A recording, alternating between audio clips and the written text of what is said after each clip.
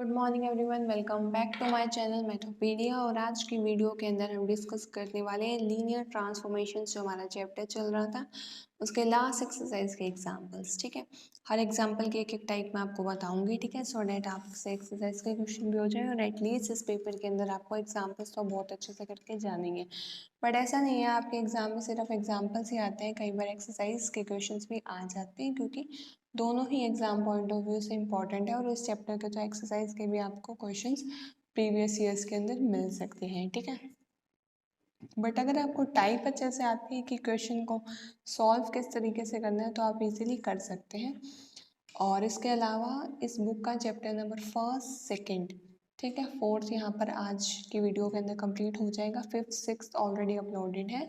अगर आपने अभी तक उनकी वीडियोस नहीं देखी हैं तो आपको जाकर प्लेलिस्ट में भी उनका लिंक मिल जाएगा, अदरवाइज डिस्क्रिप्शन के अंदर, इसी वीडियो के डिस्क्रिप्शन के अंदर भी आपको उसका लिंक मिल जाएगा। ठीक है, और अगर आप चैनल पर नए हैं तो टेलीग्राम ग्रुप भी ज्वाइन कर सकते हैं, सो डैट आपके डाउट्स और अपकमिंग वीडियो से रिलेटेड जितने भी डाउट्स हैं वो सब वहाँ पर क्लियर हो जाए। ठीक है, तो चलिए स्टार्ट करते हैं इस चैप्टर को। इस चैप्टर को थोड़ा स्पीडली मैंने इसलिए कराया है आपको, सो डेट इस चैप्टर पर बेस्ड जो फिफ्थ सिक्स चैप्टर है वो भी आप आराम से कर सको। ठीक है, चलिए देख लेते हैं। सबसे पहला जो एग्जाम्पल मैं कराऊंगी आज आपको, उस एग्जाम्पल की स्टेटमेंट हमारे पास क्या है। एग्जाम्पल की स्टेटमेंट है let u is equal to 1 1 minus 1, u2 is equal to 4 1 1, u3 is equal to 1 minus 1 and 2 be a basis of R3। ठीक है, ये आपने क्या लिया है, बेसिस लिया है किसका, R3 का। और late t from R3 to R2, जो मैपिंग है आपके पास किस तरीके से डिफाइन है, R3 से लेके R2 तक be the linear transformation such that, images क्या दी हुई है, t ऑफ u1 क्या था 1 1 माइनस 1 की इमेज दी हुई है 1 0, u2 की इमेज दी हुई है 0 1 और u3 की इमेज क्या दी हुई है 1 1। ठीक है, और आपको निकालना क्या है t।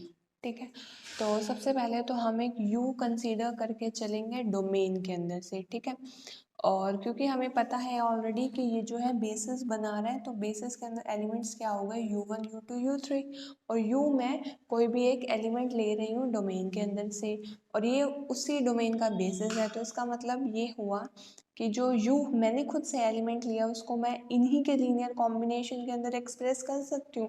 यानी कि कहने का मतलब ये है, आप इस डोमेन के अंदर से R3 के अंदर से कोई भी एलिमेंट उठाओ, उसको आप u1 u2 u3 के लीनियर कॉम्बिनेशन के अंदर लिख पाओगे। क्यों, क्योंकि u1 u2 u3 क्या है, बेसिस है किसका, डोमेन का। डोमेन क्या है, R3। तो यही चीज़ अब लिखते हैं। देखो एक बार, let u is equal to x1 x2 x3 belong to R3 be arbitrary given that, हमें गिवन है कि u1 u2 u3 क्या है, बेसिस है किसका, बेसिस है R3 का बेसिस है। सो मुझे पता है कि u को मैं कैसे एक्सप्रेस कर सकती हूँ, in the linear combination of vectors of the basis. तो मेरे पास यहाँ पर स्केलर्स एग्जिस्ट करेंगे a1 a2 a3, कि मैंने उस u को, u मैंने खुद अपनी मर्जी से लिया था x1 x2 x3 के इक्वल। देखो अब u मैंने डोमेन से लिया है, डोमेन क्या है R3, तभी तो मैंने x1 x2 x3 यानी कि वो तीन कंपोनेंट्स लिए हैं उसके अंदर। अगर R2 से लेती तो x1 x2 टाइप का लेती, तो इस तरीके से मैंने लिया है। और u को मैं कैसे एक्सप्रेस कर रही हूँ, इसके लीनियर कॉम्बिनेशन के अंदर एक्सप्रेस करके दिखा रही हूँ मैं। ठीक है, तो u को मैंने एक्सप्रेस किया u1 u2 u3 के लीनियर कॉम्बिनेशन के अंदर, वेयर u1 आपके पास क्या है 1 1 माइनस 1, u2 क्या है 4 1 1 और u3 क्या है 1 1 माइनस 2। ठीक है, u मेरे पास, ये चीज़ें मैंने कहाँ से लिखी है, u1 u2 u3 की वैल्यू ऊपर क्वेश्चन के अंदर ऑलरेडी गिवन थी, वही चीज़ लिखी है एज इट इज़। ठीक है, अब इसी चीज़ को मैं कैसे लिख सकती हूँ, राइट साइड को मैं लिख सकती हूँ a1 प्लस 4a2 प्लस में a3, फर्स्ट कंपोनेंट ये आ रहा है, सेकेंड कंपोनेंट ये, और थर्ड कंपोनेंट क्या आ जाएगा -1 plus a2 sorry a1 plus 2a3। ठीक है, ये आपके पास आ गए हैं तीनों के तीनों कंपोनेंट्स। ठीक है, अब इसके बाद निकालनी क्या है आपको, वैल्यू a1 a2 a3 की वैल्यू निकालनी है x1 x2 x3 की फॉर्म के अंदर। तो चाहे आप इसको मैट्रिक्स से करो या डायरेक्टली भी कर सकते हो, कोई प्रॉब्लम नहीं है, आ जाएगा। कंपेयर करने के बाद a1 4a2 प्लस a3 ये वैल्यू आ गई x1 की, a1 प्लस में a2 माइनस में a3, ये वैल्यू आ जाएगी x2 की, minus a1 plus a2 plus 2a3, ये वैल्यू आ जाएगी x3। तो आपको अपने आप सॉल्व करना आता है, बाकी एक आध वैल्यू मैं आपको निकाल के दिखा देती हूँ कैसे निकालोगे। जैसे सेकंड और थर्ड के अंदर ये चीज़ कैंसिल हो रही है, ठीक है, तो सेकंड और थर्ड इक्वेशन लिखो।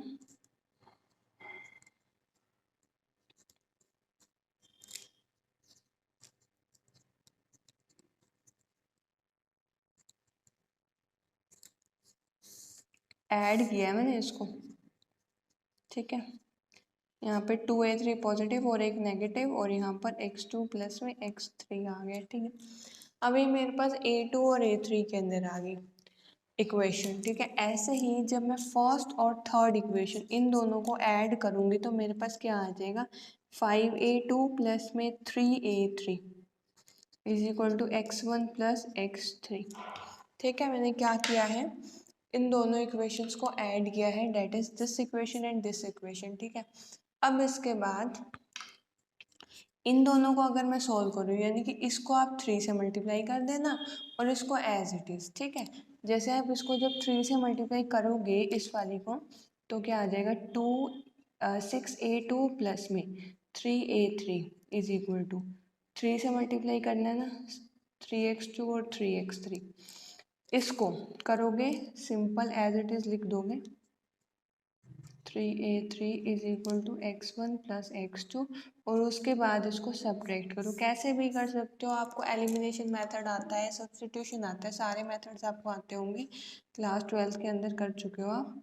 क्या आ जाएगी, a2 की वैल्यू आ जाएगी, 3x2 में से 1x2 गया, 2x2, और प्लस में 3x3, और ये माइनस का x1, ये आ गया आपके पास a2 की वैल्यू, ठीक है। a2 की वैल्यू 3x1, इसको ना थोड़ा सा सॉल्व करके लिख देना, माइनस x1 वाला कॉम्पोनेंट पहले, x2 वाला बाद में, ठीक है। एक छोटी सी गलती यहाँ पर क्या हो गई कि यहाँ पर मेरे पास x3 था और यहाँ पर x2 लिखा है, तो यहाँ भी x3 आएगा। सॉल्व करने के बाद यहाँ पर 3x2 आ गया और 2x3 आ गया, ठीक है। तो यहाँ पर 3x2 और 2x3 आ गया, तो a2 की वैल्यू क्या आई, minus x1 plus 3 of x2 plus 2 of x3, ठीक है। ये वैल्यू आ गई a2 की। अब आपको a1 और a3 की वैल्यू निकालनी है। डायरेक्टली a2 की वैल्यू इस इक्वेशन के अंदर पुट कर दोगे तो क्या आ जाएगी, a3 की वैल्यू आ जाएगी, और a3 की वैल्यू सॉल्ट एग्जाम्पल है बुक के अंदर, आपको वहाँ से भी हेल्प मिल जाएगी। वैसे तो बहुत सिंपल है, देखो a2 की वैल्यू आप यहाँ पे पुट कर दोगे, ये उस तरफ जाके x1 x2 x3 की फॉर्म में आ जाएगी आपके पास, a3 की वैल्यू तो इजीली आपसे हो जाएगा, 2x1 माइनस 5x2 माइनस में 3x3 इसकी वैल्यू आ जाएगी, दोनों वैल्यू निकल जाएंगी। उसके बाद a1, अब आपके पास a2 की भी है a3 की भी है, इन तीनों में से किसी भी एक इक्वेशन के अंदर वैल्यू पुट कर दो, आपके पास a1 की आ जाएगी, ठीक है। सॉल्व करना तो आपको आता ही है ना, अपनी छोटी क्लासेस में कर रखे, बट पता होना चाहिए कि सॉल्व करना कैसे है। बेसिस दिया हुआ था तो उसके लीनियर कॉम्बिनेशन में मैंने इन एलिमेंट्स को भी लिख दिया है, ठीक है। इस तरीके से मैंने इसको यहाँ पर सॉल्व किया। अब देखो यहाँ पर मैंने क्या लिखा था, u को मैंने इस तरीके से एक्सप्रेस किया था, अब इस पर लगा दो transformation both side, that is t of u is equal to t of a1 u1 plus a2 u2 plus a3 u3। देखो कैसे, यहाँ पर देखो क्या किया है मैंने, जस्ट इन्हीं पर ही इस इक्वेशन के ऊपर ट्रांसफॉर्मेशन लगाई है, तो मेरे पास ये आ गया, ठीक है।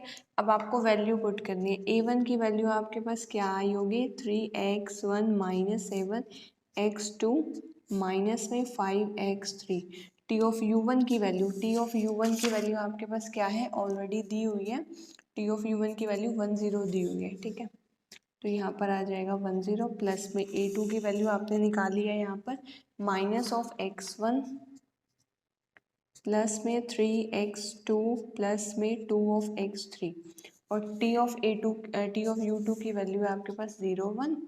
ऐसे ही a3 की वैल्यू क्या आ रही है आपके पास, 2x1 माइनस में 5x2 माइनस में 3x3, और t ऑफ u3 की वैल्यू आ रही है 1 1, ठीक है।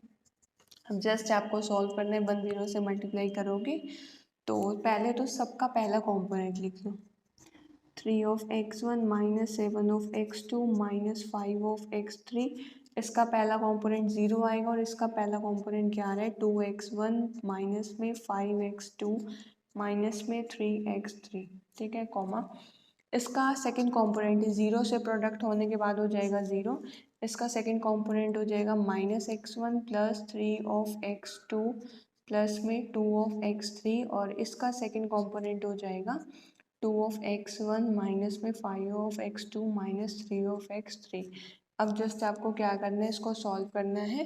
पहला कंपोनेंट क्या आ जाएगा x1 वाला एंड 5 ऑफ x1 x2 ये ना माइनस में 12 ऑफ x2 और दोनों x3 वाले माइनस में 8 ऑफ x3। ऐसे ही आपको अगला कंपोनेंट लिख लेना है, इजीली जस्ट ऐड करनी है और ये आ जाएगा आपका रिक्वायर्ड ट्रांसफॉर्मेशन, ठीक है।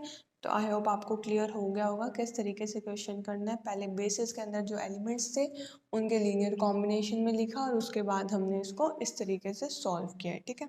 अब नेक्स्ट क्वेश्चन देखो, आपके पास स्टेटमेंट क्या है, find a linear transformation which map 1 1 1 1 1 0 and 1 0 0 in R3 to 2 1 2 1 2 1 in R3, ठीक है। आपके पास क्या ये एलिमेंट्स दिए हुए हैं और ये इनकी इमेजेस दी हुई हैं।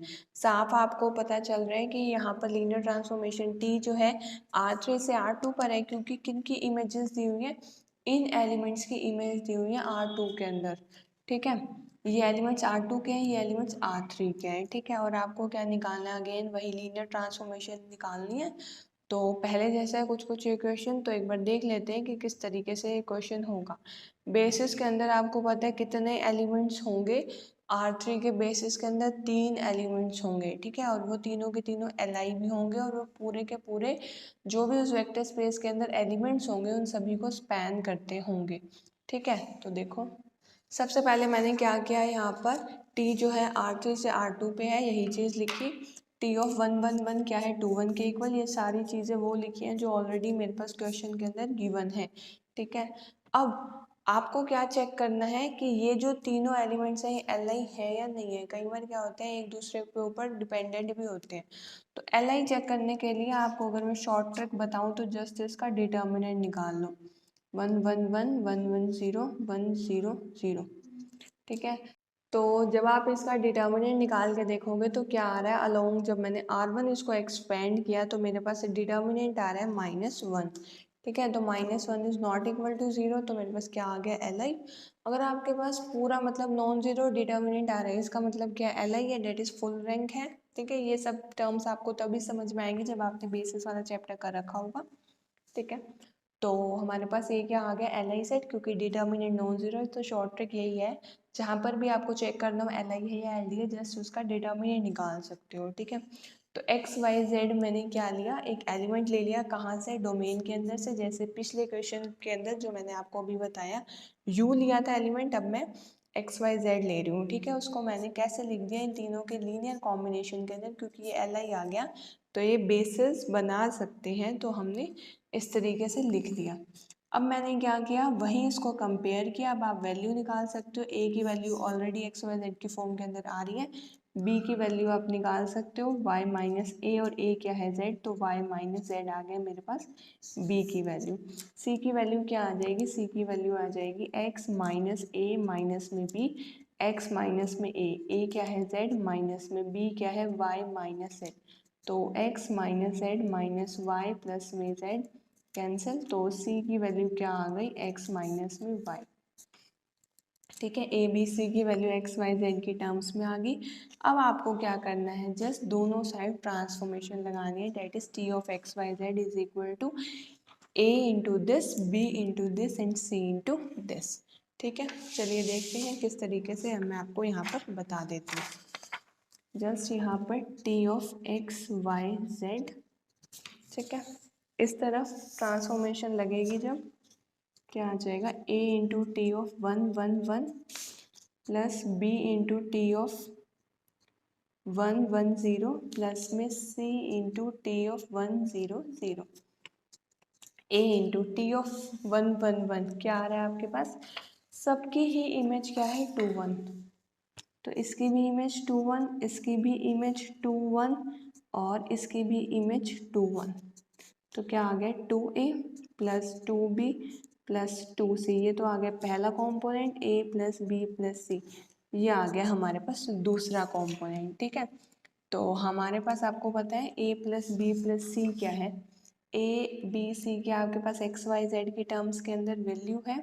तो a प्लस बी प्लस सी की वैल्यू डायरेक्टली पुट कर लो या ऊपर भी आप पुट कर सकते हो। यहाँ पर पहले ही आप a प्लस बी प्लस सी की वैल्यू मतलब a b c की वैल्यू पुट कर लो। बेशक a की वैल्यू आ रही थी हमारे पास z इंटू 2 1 प्लस b की वैल्यू आ रही है y माइनस z इंटू में 2 1, c की वैल्यू आ रही है मेरे पास x माइनस वाई इंटू में 2 1। ठीक है, इसी चीज़ को जब हम करेंगे सॉल्व तो क्या आ जाएगा, पहला कॉम्पोनेंट 2z प्लस में 2y माइनस में 2z प्लस में 2x माइनस में 2y। सेकेंड कॉम्पोनेंट भी ऐसे ही सॉल्व करके आप देखोगे तो z plus y minus z plus x minus y क्या आ जाएगा x। ऐसे ही ये भी चीज़ कैंसिल होके क्या आ जाएगा 2x। तो ये 2x x आ गया इसकी लीनियर ट्रांसफॉर्मेशन। ठीक है, and this is the required linear transformation. ठीक है, इस तरीके से आपको सॉल्व करना है। और जो मैंने यहाँ पर किया था ये चीज़ भी ठीक थी, ए बी सी की फॉर्म में आ गया। अब आपको 2 कॉमन लेना है और ए प्लस सी बी प्लस सी की वैल्यू पुट कर लेते हैं एक्स। ठीक है, वो आपका डायरेक्टली इसी स्टेप में आ जाता। फिर 2x और x दोनों ही ठीक है, आपको देखना है उस टाइम पे आपके माइंड में क्या आ रहे हैं। ठीक है, तो ये था आपके पास क्वेश्चन। आई होप आपको ये क्वेश्चन भी अच्छे से क्लियर हो गया होगा। अब देखते हैं नेक्स्ट एग्जाम्पल। यस, तो नेक्स्ट एग्जाम्पल की स्टेटमेंट क्या है, let the transformation T R3 to R3 such that T of x आपके पास किस तरीके से डिफाइंड है, that T of x is equal to A x, where आपके पास A3 क्रॉस 3 की मैट्रिक्स दी हुई है। आपको निकालना क्या है, इमेज ऑफ x 1 1 2। अगर x की वैल्यू 1 1 2 ले तो आपको इमेज निकालनी है। सेकंड आपको क्या निकालना है, the vector x whose images, एक ऐसा x निकालना है सच दैट ए एक्स ये हो, क्योंकि देखो इमेज किस तरीके से है ए एक्स करके आपके पास ये आना चाहिए। आपको एक ऐसा एक्स निकालना है। ठीक है, सबसे पहले पहले पार्ट पे काम करते हैं। पहले पार्ट में आपको क्या निकालना है, इमेज ऑफ एक्स। एक्स की वैल्यू आपके पास दी हुई है और आपको उसकी इमेज निकालनी है। आपको पता है ट्रांसफॉर्मेशन हमारे पास किस तरीके से डिफाइन है, that T of x is equal to A x. ठीक है, अब आपके पास T of x is equal to y. ठीक है, हम कंसीडर कर रहे हैं, हम ए एक्स को हमने क्या कंसीडर कर लिया एक बार के लिए वाई। ठीक है, या हमने आप ये मान सकते हो कि T x T of something, जैसे हम कहते थे ना f of x equal to y. अभी तक हम जब हमने 11th 12th क्लास में सेट्स की बात की थी तो एक्स टू वाई हम मैपिंग लेते थे f such that x to y, x domain होता था, वाई कोडोमेन, और एफ ऑफ एक्स जहाँ पर स्मॉल एक्स लेते थे और f of x equal to y आता था। उस तरीके से ही आपने यहाँ पर कुछ करना है। T of x is equal to आपने वाई कंसीडर किया। आप देखो हमारे पास टी ऑफ एक्स की वैल्यू क्या है, ए इंटू एक्स। ठीक है, एक्स आपके पास 1 1 2 है, आपको ऑलरेडी दिया हुआ है, और ए आपके पास 3 क्रॉस 3 की मैट्रिक्स है। जो आपके पास मैट्रिक्स गिवन है वो आपने एज इट इज यहाँ पर लिख दी। इज इक्वल टू क्या आएगा, वाई। अब y आपके पास किस तरीके का आएगा, देखो 3 क्रॉस 3 की ये मैट्रिक्स है, 3 क्रॉस 1 की ये मैट्रिक्स है, इनका प्रोडक्ट 3 क्रॉस 1 का आएगा। तो y के जो कंपोनेंट्स हैं हमने इस तरीके से ही ले लिए, डेट उनकी जो प्रोडक्ट है वो ऐसे 3 क्रॉस 1 मैट्रिक्स की फॉर्म में है। क्योंकि देखो मैट्रिक्स एक बार इसकी मल्टीप्लिकेशन डिफाइंड है और इसको प्रोडक्ट करने के बाद हमारे पास एक 3 क्रॉस 1 की मैट्रिक्स आएगी और वो क्या होगा, उस कैपिटल Y का कोई एलिमेंट होगा। और उस Y को हमने किस तरीके से लिख लिया, y1 y2 y3। नॉर्मली भी देखो जब हम R2 में बात करते हैं तो हम XY टाइप का कंपोनेंट लेते हैं, R3 में बात करते हैं तो XYZ टाइप का कंपोनेंट लेते हैं। अब हम यहाँ पर मैट्रिक्स की बात चल रही थी तो y1 y2 y3 टाइप का ले लिया। अब देखो जस्ट आपको क्या करना है, इनको कंपेयर। ठीक है, करिए इनको कंपेयर। कंपेयर से पहले आपको क्या करना होगा, राइट हैंड साइड की प्रोडक्ट करनी होगी। चलिए एक बार कर लेते हैं राइट हैंड साइड की product. 1 into 1 plus 3 into 1 plus 2 into 2 4 plus 3 7 plus 1 8। ठीक है, 2 1 ज़ा 2 प्लस 1 इंटू 1 प्रोडक्ट तो आपको करनी आती ही होगी, तो आप ये आप ये वाला पार्ट आप खुद भी कर सकते हैं। अब तो बस सिंपल है, आपको y1 y2 y3 की वैल्यू निकालनी है और आपके पास y आ जाएगा। 2 + 1 + 2 = 5, 3 + 2 + 6 = 11। आपके पास क्या आ गया? 8 5 11। अब आपको अगर इसको इस तरीके से लिखना हो तो ये भी करेक्ट है, क्योंकि R3 to R3 है ना, तो R3 के कंपोनेंट में लिख सकते हैं आप, ठीक है। तो इमेज ऑफ x = 1 1 2, इस x के आपके पास इमेज क्या आ गई? 8 5 11, ठीक है। तो इमेज निकालनी थी और इमेज आपके पास क्या आ गई? 8 5 11। चलिए अब हम चलते हैं नेक्स्ट पार्ट की ओर। नेक्स्ट पार्ट के अंदर आपको क्या निकालना था? वेक्टर एक आपके पास x है,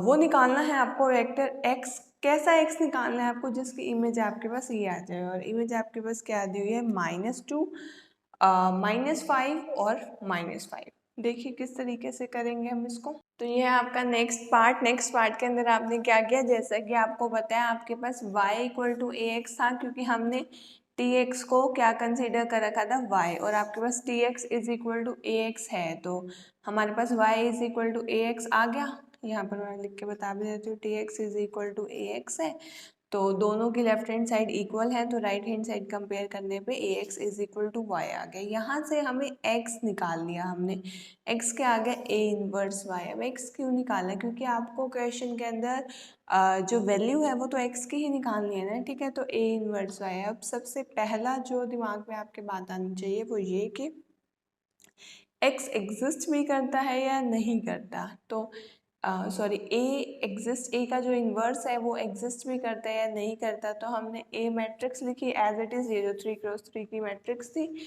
यहाँ पर। देन इसका हमने डिटर्मिनेंट निकाला है, ठीक है। तो डिटर्मिनेंट हमारे पास -6 आ रहा है, that is not equal to 0, ठीक है। डिटर्मिनेंट आप निकाल भी लेंगे किसी भी रो के अलोंग एक्सपेंड करके, या किसी भी कॉलम के अलोंग एक्सपेंड करके आप इजीली निकाल सकते हैं। 11th क्लास में आप बहुत अच्छे से ये चीज़ें कर चुके हैं। तो डिटर्मिनेंट निकाला, नॉन जीरो आ गया, इसका मतलब इन्वर्स तो एग्जिस्ट कर रहा है, ठीक है। अगर इन्वर्स एग्जिस्ट कर रहा है तो चलिए इन्वर्स की वैल्यू निकालिए।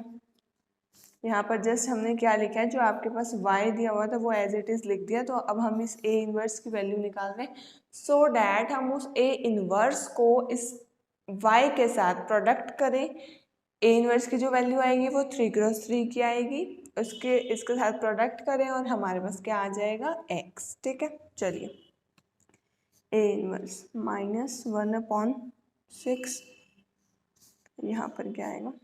पहला पता ही है आपको, यहाँ पर हम नेगेटिव पहले ही लगा लेते हैं। 3 - 2 1, ठीक है। इस तरीके से हमारे पास यहाँ पर क्या आ जाएगा?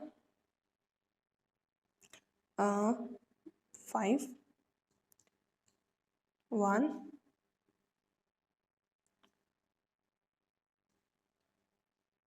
-3 -3 =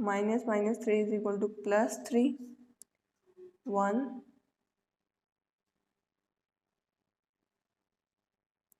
दैट इज -7, तो यहाँ पर +7 हो जाएगा, और यहाँ पर आ जाएगा 1 - 6 -5, ठीक है। तो ये आपने निकाल लिया a इनवर्स। अब आपको इसके बाद क्या करना है? प्रोडक्ट करना है x निकालने के लिए। सबसे पहले यहाँ पर लिखा आपने -1/6, 1 - 5 1 - 3 -3 +3 1 7 -5, प्रोडक्ट करो, -2 -5 और -5, ठीक है। इसके बाद आप जैसे ही इसको प्रोडक्ट कर देंगे, ये -1/6 बाहर एज इट इज़ रहेगा, अंदर क्या आ जाएगा? -2 + 25 माइनस में 5 18, ठीक है। यहाँ पर भी आपके पास क्या आ जाएगा? 6, और यहाँ पर क्या आ जाएगा आपके पास? 12। एक सेकेंड चेक कर लेते हैं। -2 -35 + 25, ठीक है, 12 आ रहा है। अब देखो आपके पास, आपको यहाँ पर क्या करना होगा? -12 आ रहा है, यहाँ पर सॉल्व करने के बाद आपके पास ये चीज़ क्या बन जाएगी? ये आ जाएगा -3 -1 और +2। ये आपके पास आ गया रिक्वायर्ड x।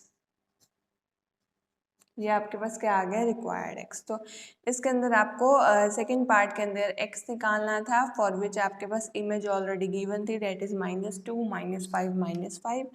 और फर्स्ट पार्ट के अंदर आपके पास इमेज निकालनी थी और एक्स वेक्टर दिया हुआ था, उसके कॉरस्पॉन्डिंगली इमेज निकालनी थी। आई होप आपको ये सारे एग्जाम्पल्स जितने भी मैंने इस वीडियो के अंदर कराए क्लियर होंगे। इसके अलावा मेरे चैनल पर इसी चैप्टर के इम्पॉर्टेंट क्वेश्चन की वीडियो ऑलरेडी डाल रखी है मैंने, आप उसको लिंक डिस्क्रिप्शन में मिल जाएगा आपको उसका लिंक, तो आप वो भी जाके देख सकते हैं। चैप्टर फर्स्ट के भी इम्पॉर्टेंट क्वेश्चन की वीडियो डाल रखी है। रियल एनालिसिस का चैप्टर सेकेंड और फोर्थ पता ही है आपको, ऑलरेडी अपलोडेड है, ठीक है। काफ़ी सारे चैप्टर्स ऐसे हैं और भी जिनकी इम्पॉर्टेंट क्वेश्चन की वीडियो अपलोडेड है, तो आप चेक करते रहिए सो डैट आपको जिस भी चैप्टर की इम्पॉर्टेंट क्वेश्चंस की वीडियो चाहिए हो आपको मिल जाए, आपको उस चीज़ में एटलीस्ट देरी ना हो, ठीक है। प्लस टेलीग्राम ग्रुप पे मैं बाकी जो चैप्टर्स मैंने करा नहीं रखे उनके भी किसी और चैनल जो मुझे सूटेबल लगते हैं उनके मैं लिंक्स भेज देती हूँ, तो वो भी आप ज्वाइन कर सकते हो। Thank you so much for watching my videos and giving me a lot of support. Have a nice day.